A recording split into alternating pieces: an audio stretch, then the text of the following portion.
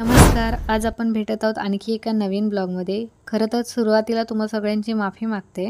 माफी यासाठी की ब्लॉग भरपूर दिवस झाले आला नाही. पण आज आपण पाहणार आहोत पेण या ठिकाणचा मंगळवारचा बाजार.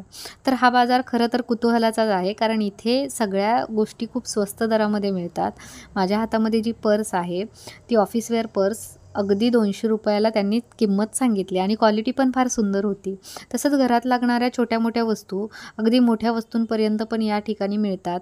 पडदे असतील, मुलींच्या ॲक्सेसरीज असतील, त्यानंतर बाप्पा येत आहेत, बाप्पाच्या आगमनासाठी सजावटीचं साहित्य अगदी स्वस्त दरामध्ये, मुलांची खेळणी पण या ठिकाणी सगळं काही अगदी स्वस्त दरामध्ये मिळतं.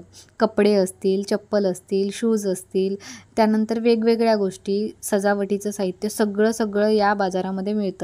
थोडा पाऊस आला होता, त्यामुळे आम्ही लवकर जाण्याचं ठरवलं आणि मग घराकडे निघालो.